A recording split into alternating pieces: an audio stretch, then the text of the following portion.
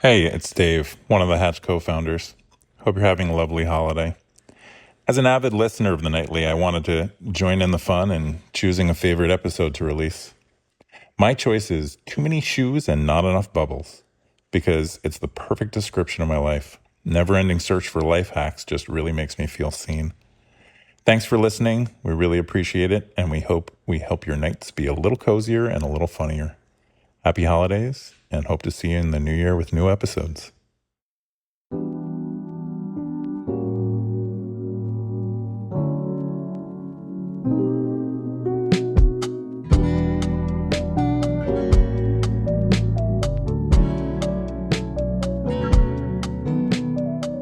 Hello there, I am KP. And I'm Matt.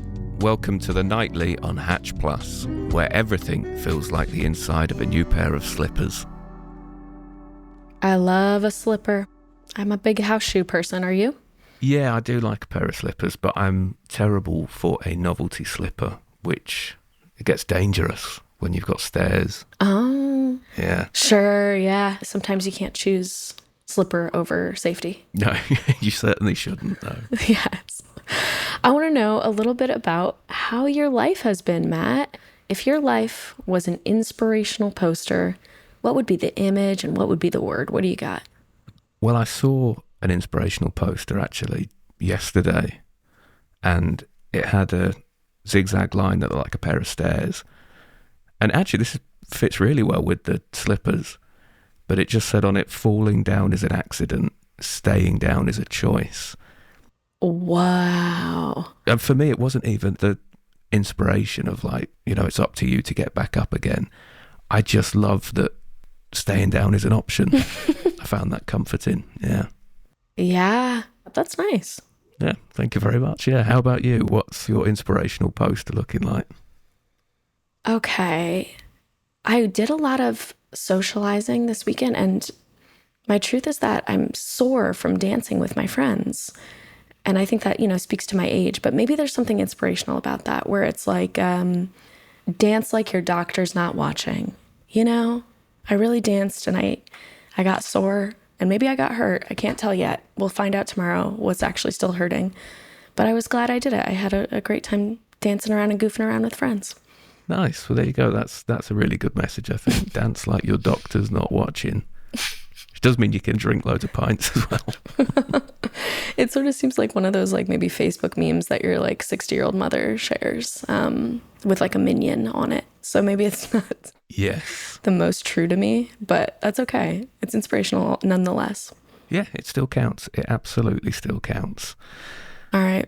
I don't feel great about that one, Matt, but if I could think of one later, I'm going to stop everything and get a new one going, okay? You got it. Yeah, we can do that. Okay, thank you.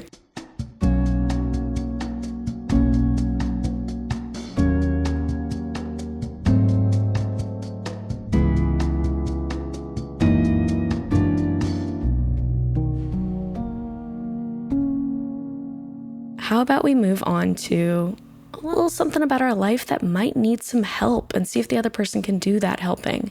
So Matt, what is a small problem that you could use a life hack for? It's something that's been getting to me for ages and I've not done anything about it, but I love shoes. Okay. I've got loads of different pairs of shoes for different things and I don't know what to do with them because I've got no good storage method. And I had a shoe rack for a while, but because of the angle of it, they all just slid off and then you end up with a jumble of different shoes. Mm-hmm. And it just, you end up not wearing any of them because you can't find the other shoe. And it's been a real problem for a while. So I could do with a hack for that. It is a tough one. Shoes just take up so much space compared to like shirts or anything else. You can't just throw them all in a drawer because I agree. I also have a good amount of shoes because I think it can really plus up an outfit if you have a good pair of shoes in a cute color or a different style. I think that's the first thing I look at when I meet someone for the first time. I'm always curious. Mm-hmm. You can tell a lot about someone what shoes they wear, I think. Yeah. Do you create a judgment in your head or all shoes are valid to you? All shoes are valid, whatever you want to wear. Okay. Flip-flops, depends on the weather. I was going to say. Yeah, I've seen a few people wearing that at the wrong time of year. Flip-flops in the winter, I would have to judge a little. I'd be confused. 100%. Yeah, I shouldn't see your toes. Yeah. I think they need a strong inventor to get in here, because I think our best bet right now is, those ones that are like dressers, and then you can pull the actual drawer, angle that one out. But you really can't even fit that many shoes in that, and it takes up a ton of space in your house. I think that's the thing, isn't it? Yeah, because they've still got to sit side by side. Yeah. So that's a big chunk of space. So you're only ever going to fit sort of 5 or 6 pairs in a drawer. Yeah. If I had more heeled shoes, I say more, I don't think I've got any with a significant enough heel to hang them. But that could be an option. Right. No platforms. Like some sort of railed system. Oh, that's interesting. Because they do have, like, in your closet, you can put it on the rail, and it's, a hanging shoe rack, but it's kind of wibbledy-wobbledy, and your shoes, they get a little thrown in there sometimes. I speak from experience. I can imagine. It sounds like I bought a load of those. They're hangers, but off of them there's kind of a bar with loads of different gaps, so you can hang multiple shirts on one hanger. Exactly. It's great for the first 5 minutes once you've done it, but then as soon as you go to look for a shirt, you knock it and they all fall off. Yeah. And the whole thing's a nightmare. That's one of those where it's like you can't move with that. Like, that's not going to make it to 2 apartments that you live in.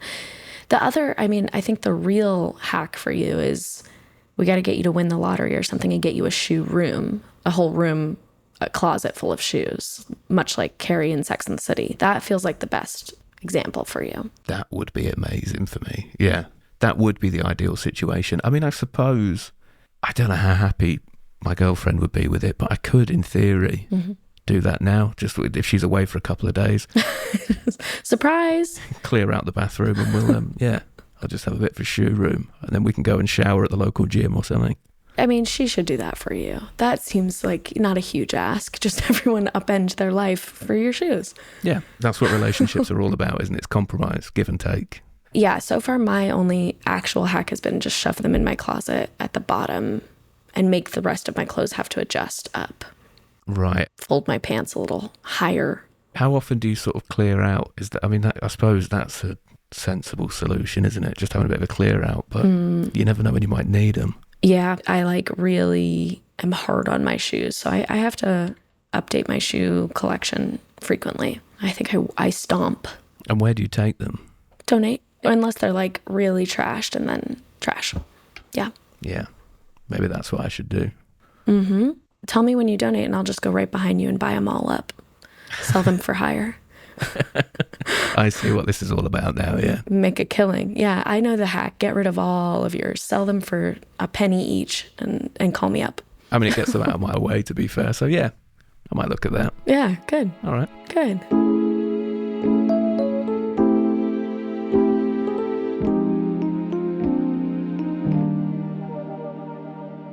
What about you then, KP? I know you've got a sort of a shoe problem as well, but what else have you got that you need a bit of a hack for? And I don't even feel so strong about this hack, but there's got to be one other invention here. And I know it's a field that has had so many inventions, but it's water, juice, soda. How can I get more in my home and not have to buy a bunch of little bottles? So I like a bubbly drink. I'm not a huge soda, but for me, I would be preferring to have a flavored seltzer a lot throughout my day. And I think the options are buy a big bottle knowing that it's going to get flat at some point, or that you have to drink a gallon of fresh seltzer a day. Maybe that's too daunting. Or I'm just having a bunch of little bottles. And then, some geniuses came up with the SodaStream. However, I had one. The homegrown bubbles are not the same as the factory bubbles. Oh, really? Yeah, no, they're really flat. Things aren't right in the SodaStream world. It's just not a viable option. Okay, well, that was going to be my first solution, so that's out the window. That one's out, and you do have to replace the CO2 bottles quite frequently, and then you have to return your old ones, so it's a lot of a chore. It's not impossible, but it is a bit of a chore. You got to stay up to date on those CO2 bubbles, and I think, I'll hear your thoughts first, and then I'll hack myself. So the problem is you want carbonated drinks, but you don't like the SodaStream bubbles. Mm-hmm. and you don't like constantly using the smaller bottles. So we need to find a way of basically storing thousands of litres of carbonated drink. CO2. Yeah.